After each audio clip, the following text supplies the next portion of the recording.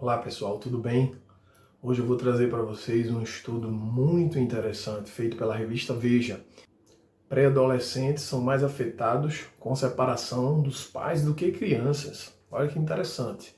Novo estudo mostra que são os filhos mais velhos e não os mais jovens mais impactados em caso de divórcio. Vou trazer histórias aqui de alguns casais. Um novo lar, sem brigas. Érica Martorelli, mãe de Sabrina, 16 anos, e Henrique, 15 anos.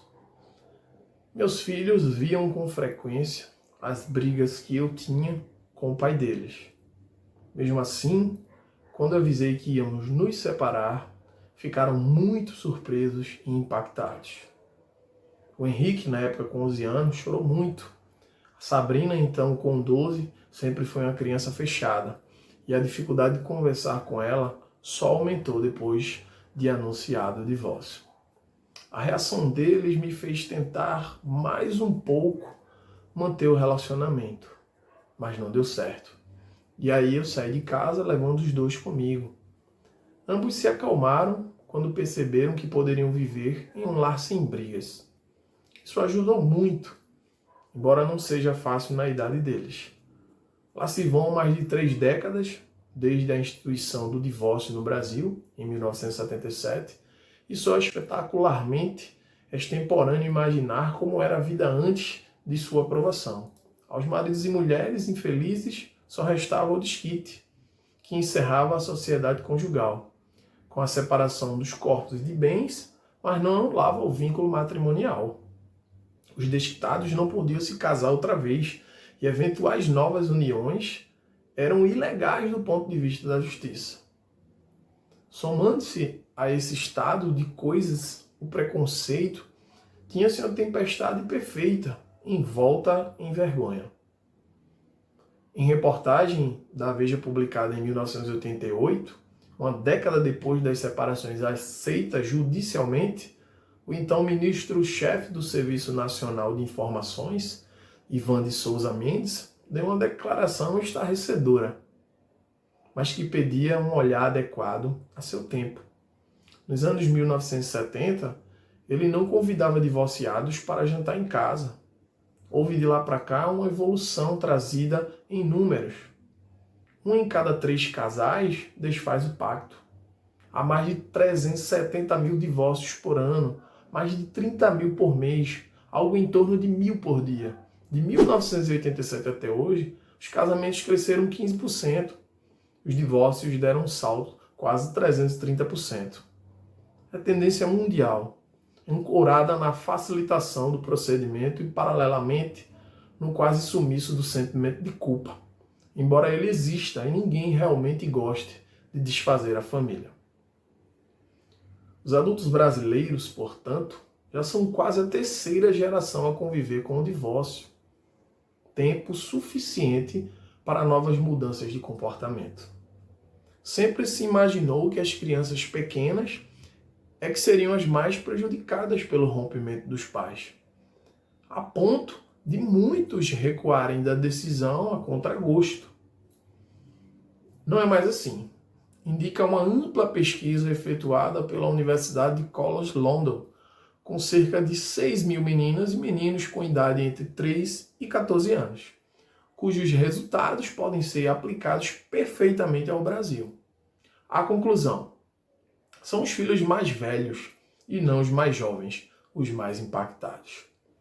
O trabalho mostra que crianças com idade entre 3 e 7 anos que passaram por uma separação não apresentam risco maior de problemas mentais em comparação com filhos na mesma faixa etária de pais que não se divorciaram. Por outro lado, os que tinham entre 7 e 14 anos correram um risco 16% maior de alterações emocionais, como depressão e ansiedade, e 8% maior de problemas comportamentais, como desobediência ou birra, em comparação com seus pares ambientados numa família nuclear, constituída de pais e filhos. A construção de uma nova família. Vou trazer novamente o relato de uma outra pessoa. Roberto Souza Oliveira, pai de Maiara, de 26 anos, Mateus, de 15, e Gabriel, de 4, divorciado de Sandra. Meus filhos tiveram reações completamente diferentes com a separação. A Maiara, a mais velha, ficou do lado da mãe. Por causa disso, passamos quase 2 anos sem nos falar. Já o Mateus, que tinha 8 anos, recebeu bem a notícia. Talvez por não ter tanta consciência dos detalhes da situação e apenas se incomodar com as brigas. Hoje, eu me dou bem com minha ex-mulher e com o tempo meus filhos se aquietaram. Há 6 meses, comecei a namorar uma pessoa. Eles ainda não a conhecem pessoalmente, mas já deram uma olhada nas redes sociais dela para saber quem é. Vou apresentá-la oficialmente em algum momento, mas farei isso com todo o cuidado. Há uma razão para o nó do adolescente diante da fissura. Trata-se de um trecho da vida em que uma gangorra emocional é deflagrada pelos hormônios em ebulição. Os jovens dessa faixa etária têm dificuldades para aceitar mudanças da vida prática. Onde eu vou morar? Vou ter de mudar de escola? E se não nos virmos mais, pai? Mãe, e se eu não estiver com você todos os dias? Na tentativa de aplacar esse tipo de angústia, explodiu o recurso da guarda compartilhada, pela qual todas as decisões em relação aos filhos, sustento, educação, saúde, entre outras, são tomadas em conjunto pela família, com divisão de tempo equânime, igual. Em 1987, apenas 1/3 dos casos de divórcio caminhava para o compartilhamento dos filhos. Hoje são mais de 20%. Isso ajuda, é claro, mas não resolve a dor de quem vê os pais apartados. Diz a psicóloga Miriam Brownlow, especializada em divórcio colaborativo, uma das vozes mais respeitadas do país no tema. O divórcio impacta os filhos, muda a família, a vida. Isso traz sofrimento e angústia no início. É luto com implicações relevantes. Estudos já comprovaram que crianças de pais separados correm risco maior de sofrer problemas na escola e no relacionamento com amigos. Por exemplo, a novidade é que a ciência comportamental agora identificou a idade de mais vulnerabilidade. Contudo, a mesma sociedade que defendeu a possibilidade do divórcio, multiplicando-o exponencialmente, foi capaz de criar defesas, apesar do evidente sofrimento da meninada, que perde parte do chão. Hoje os jovens têm mais ferramentas para perceber que pode ser melhor o pai e a mãe se divorciarem do que manterem um casamento infeliz, com brigas constantes, apenas para poupá-los da separação. Uma pesquisa conduzida pela Organização Britânica de Direito da Família resultou com 514 jovens de 14 a 22 anos que passaram por um rompimento em casa e mostrou que 82% deles prefeririam a separação dos pais à manutenção de um casamento infeliz, com brigas. Aí está outro sinal dos tempos. Entre 1967 e 74, antes, portanto, a lei de divórcio no Brasil fez uma mesma pergunta a 10 mil filhos de casais divorciados. Você gostou de seus pais terem se separado? Gillespie não recebeu uma única resposta afirmativa. Não, não gostei. Gritaram em coro os entrevistados. O máximo a que se chegou foi a argumentação do mal necessário. Essa indagação hoje entregaria respostas menos mercuriais. Muitos diriam aceitar a separação sim, apesar dos prejuízos que ela provoca nos mais crescidinhos, como mostra o levantamento da College London. No entanto, já não existe a pressão de antes, salvo exceções. Divorciados podem ir a festas e os filhos do divórcio não sabem o que é bullying em razão dessa condição. Apesar, insista-se, do sofrimento interno, que não pode ser desdenhado. O cachimbo da paz. Tão certo como as juras de amor eterno na alegria e na tristeza, as separações caminham para o litígio, a guerra travada no tribunal por interpostos advogados e haja briga por dinheiro pela guarda dos filhos. Mesmo nos casos de rompimento amigável, é comum que lá na frente, no momento de discutir a divisão dos bens, os nervos saltem à flor da pele. Tem crescido com velocidade no Brasil uma terceira via, as chamadas práticas colaborativas, metodologia criada nos Estados Unidos nos anos de 1990. Trata-se de um método de negociação do divórcio ancorado numa premissa: nada de confusão. Uma largada, eis a chave do sucesso. Os representantes dos dois lados assinam um pacto de não litigância. Compromisso, a partir do qual tudo andará, é evitar ao máximo as barras da justiça. Assinado o termo, o ex-casal põe na mesa os temas prioritários, como os cuidados com as crianças, e dá-se a montagem de um grupo de apoio que pode envolver psicólogos, especialistas em finanças pessoais, entre outros. As discussões duram em média 6 meses nos processos tradicionais. Estende-se por pelo menos 2 anos. O acordo ele é homologado e registrado em cartório. E nos Estados Unidos, onde mais de 5.000 profissionais se dedicam ao modo colaborativo de selar o fim, 86% das negociações terminam bem.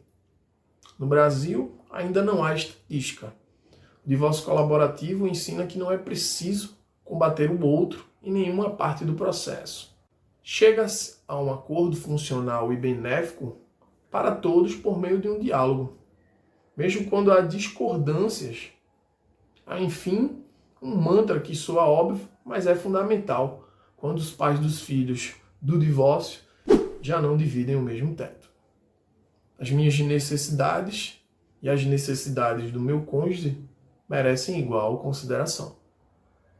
E em seguida eu vou trazer para vocês o resultado dessa pesquisa que foi feita, e assim os números são alarmantes. Então, pessoal, vê só que interessante essa pesquisa da revista Veja. Na alegria e na tristeza. O que mudou nas últimas 3 décadas no Brasil? As pessoas se casam mais tarde.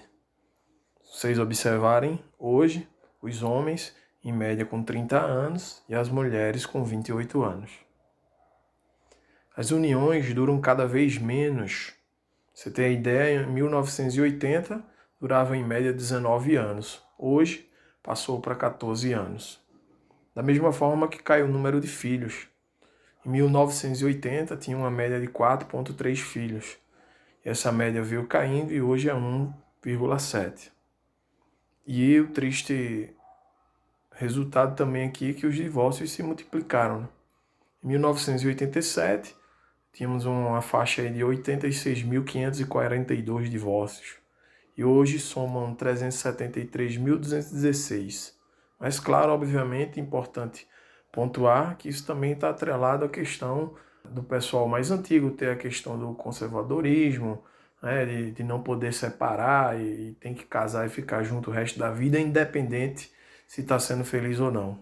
Então, isso é importante deixar esse dado. Outra coisa interessante, quem decide se separar? Os homens ainda são minoria, mas já tomam mais a iniciativa. Hoje, os homens, uma faixa de 40.583 e as mulheres, 60.324. Agora, um dado muito interessante. Com quem ficam os filhos depois do divórcio? Um ponto legal é que a guarda compartilhada cresceu, né? E como vocês todos sabem, conhecem a minha história, eu tenho guarda compartilhada, apesar de, no meu entendimento, esse número ele precisa crescer muito mais. Então, para vocês terem ideia, a guarda compartilhada em 1987, 87, quase 88% ficavam com a mãe, né? E uma pequena minoria com o pai. Guarda compartilhada nem se fala. Hoje, o percentual dos filhos que ainda ficam com a mãe é bem maior, né? E aí fica essa atenção aí para os pais.